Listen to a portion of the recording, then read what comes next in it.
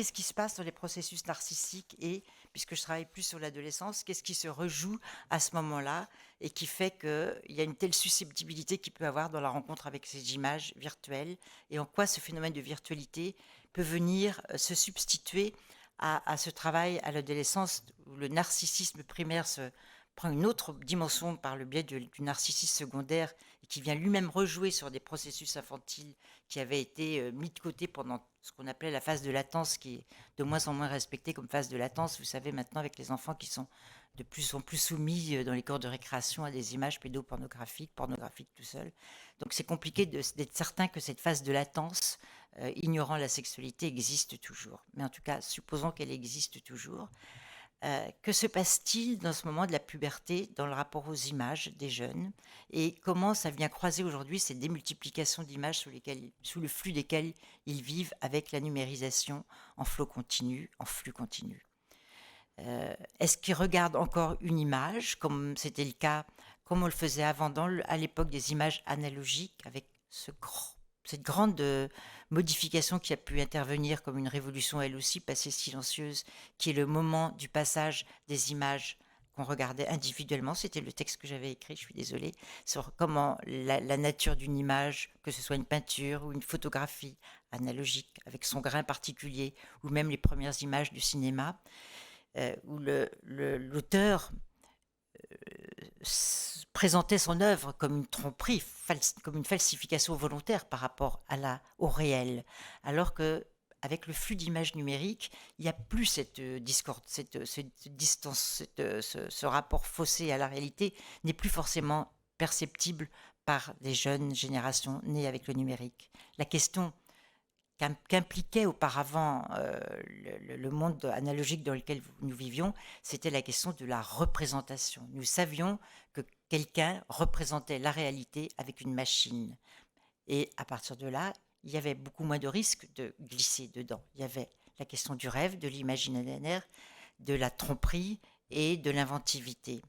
Évidemment, celui qui a le plus décliné cette question à une époque, c'était Walter Benjamin dans son livre L'œuvre d'art à l'ère de la reproduction, euh, euh,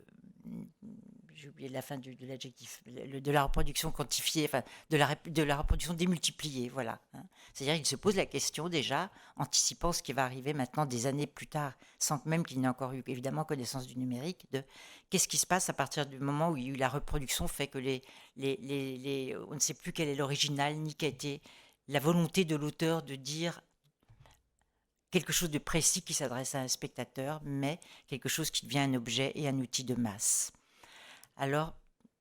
des années ont passé, on est maintenant dans une autre ère, et des enfants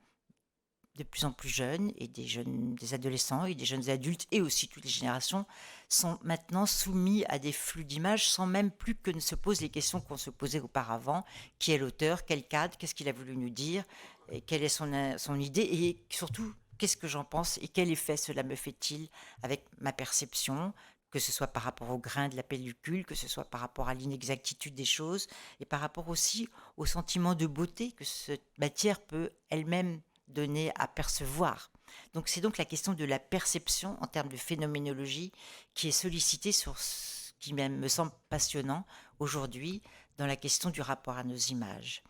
Aujourd'hui, ce qui a changé, c'est que, indépendamment du fait que, évidemment, vous êtes jeune, donc pour vous, ces questions sont peut-être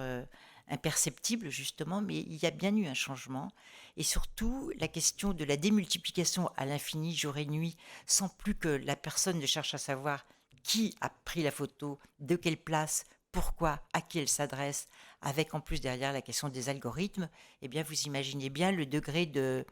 manipulation quasi quotidienne, jour et nuit, que peuvent inclure ces images qui ne sont plus là pour nous amener à nous poser des questions sur ce qu'on regarde. On pourrait dire même que ce sont les images qui nous regardent d'une certaine façon, puisqu'elles sont prédéterminées par le nombre de clics que nous allons faire nous-mêmes. Et si demain vous allez acheter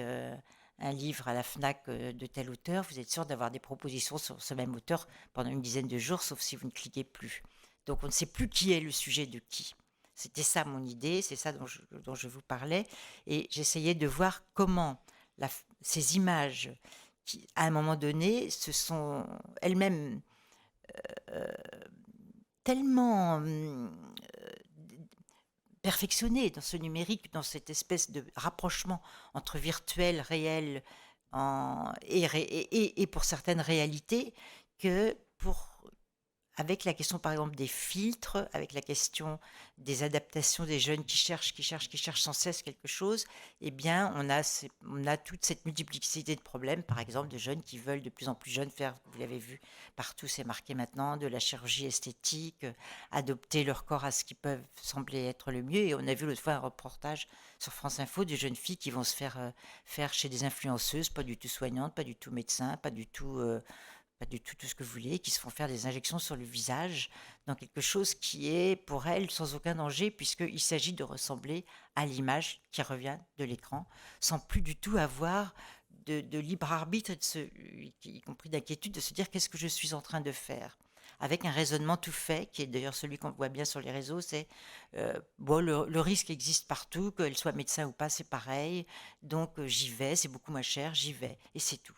Donc voilà dans quel monde peuvent venir vivre des adolescentes très fascinées par ce qu'elles pensent être encore des miroirs, mais qui ne sont pas des miroirs, qui sont des fausses promesses dans lequel effectivement il y a une confusion entre le réel, vous savez, le réel dont Lacan disait qu'il est ce qui cette chose dans laquelle on se cogne et qu'on ne peut pas pénétrer. Et je pense que dans ces images virtuelles, la nouveauté, c'est que justement, il y a confusion, pour certains en tout cas, entre ce réel-là, qui ne semble plus tolérable, et la réalité que je dirais être plus en lien avec la réalité de la perception de nos expériences de vie que nous avons tous. Et cette collusion entre le réel et réalité perceptive, elle, diminuée, fait que certains s'engagent dans des chemins extraordinairement dangereux.